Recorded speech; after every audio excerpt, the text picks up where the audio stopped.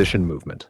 A camera-driven technique using controlled XY axis translation to create continuous motion, used by top editors to add a sense of professionalism to their every movement. In the next few minutes, I'll show you how editors like GOJO do this, and it's easier than you think. We'll break it down into two techniques, the camera technique and the transform technique. And if you're new to this series, you're kinda late, but it's fine. I've already made a video on how to create text animation like GOJO. If you want to level up your editing skills, you should definitely check it out. Add your clip. Now we're going to add a camera. Then we're going to link the camera to the null. Always remember, never edit the camera directly. That will mess up your timeline. Just control everything through the null instead. So yeah, link it to the null. Now you make your first movement. Decide if you're going to use a zoom in or a zoom out. This time I'm going with a zoom out. Always adjust the Z value instead of using scale, just like I'm doing. And now just watch how I make the movement. Now for preferences, you choose whether you're panning from the right or from the left. As you can see, the tiles are showing me the edge, and we don't want too much of that in the frame. So I adjust it until it stays clean and controlled. When you reach a certain point, you can pan it back to keep everything inside frame. We're going to turn off the tiles so we can properly check if it's fitting in frame. Yeah, as you can see, it fits perfectly.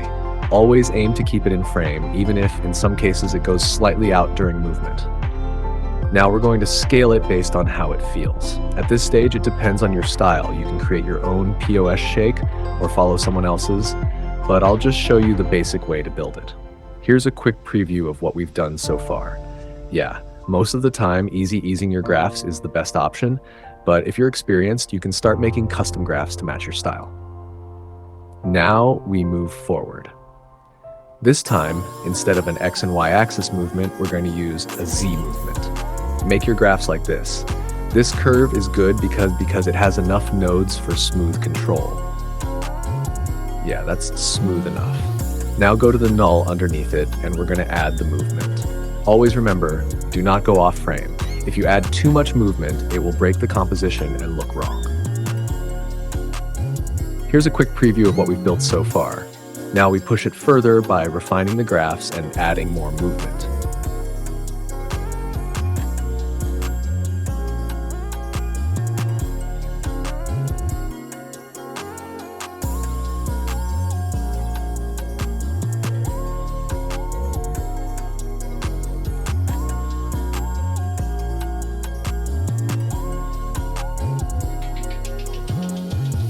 Now I'm just going to add a few more custom movements. I'm going to add extra keyframes into the existing movement.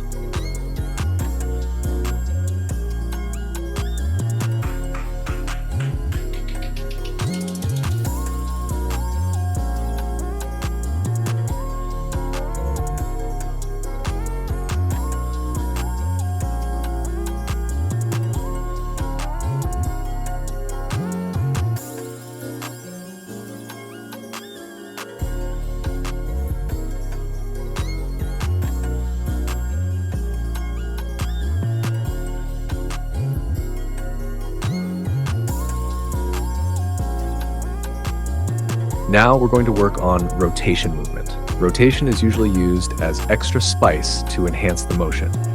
As you can see, the anchor point is off screen, so we need to adjust the null and bring it back into frame. Double-click the position control and move the anchor point back to the center on GOJO since he's the main subject. Now, you can properly control the rotation using the null, and also you can hide the tiles. Now we're going to add a few more rotation keyframes.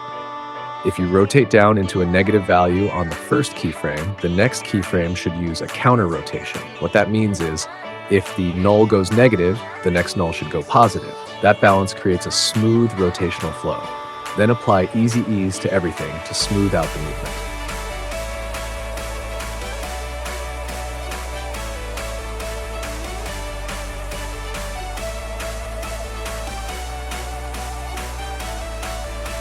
Now we're going to use something else, optical compensation or a fisheye effect. If you're using Alight Motion Z, you can use optical compensation, but for THNX motion, I'd suggest using the fisheye effect instead.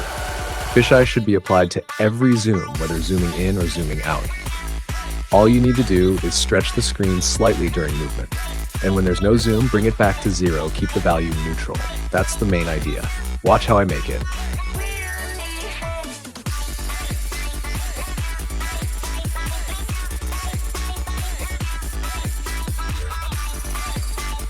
Try playing with the graphs to see what works best.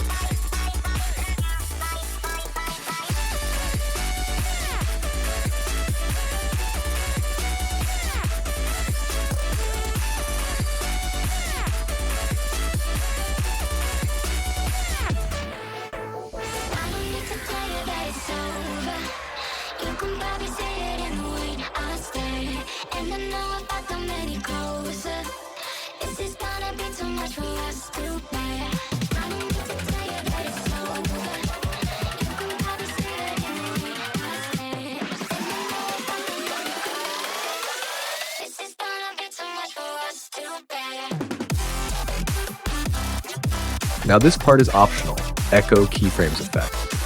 This can be used to add extra motion energy or increase the speed of your zooms. You can set the value to 0 when there's no zoom and around 90.5 during zooms, depending on your style. I'm not sure why, but the anchor point on this Echo Zoom seems off screen. That's why it looks like this. But you get the idea. It's optional though.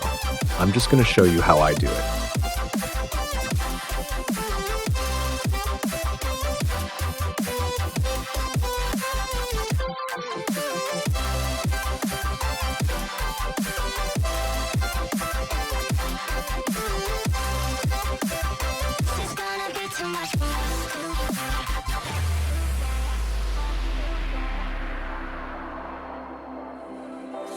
Now we're going to make a soft shake that editors use in their intros. It's actually easier than a normal average shake, so just watch how I do it.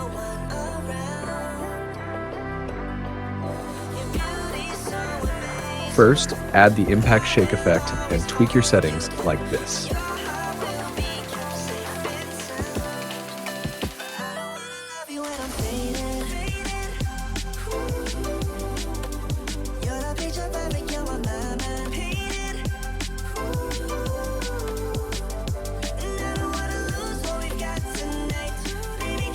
After that, I'm going to add auto shake on top of it. Now watch how I make the shake.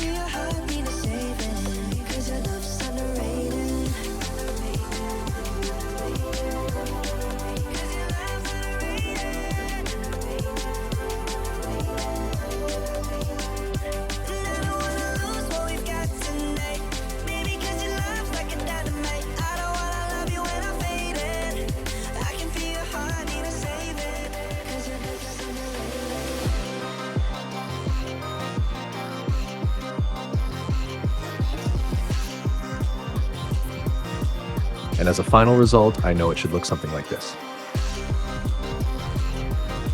Now for the second method, the transform method. To be honest, this is my favorite method because it doesn't require as many null layers and it's easier to control.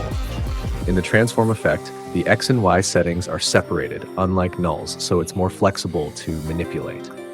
Just watch how I make it. It's best to set up your usual transitions first, then prepare a zoom out transition. So watch how I make the transitions before we go into the position movement. Now when you're done with that, add the transform effect and adjust the settings to your preference. Just watch how I make it. Also, a tip, if you want better POS movement with transform, make sure your X and Y values are different. And your graphs should also be different, not the same curve. Just watch how I make it.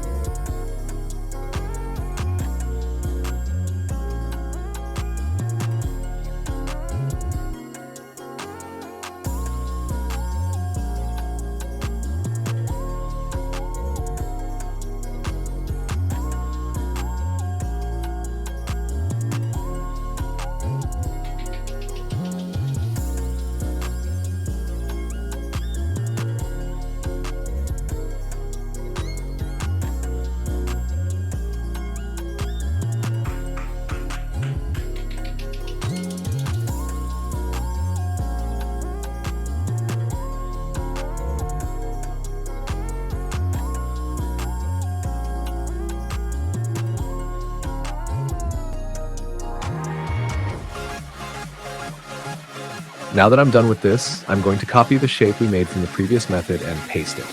The result should look something like this.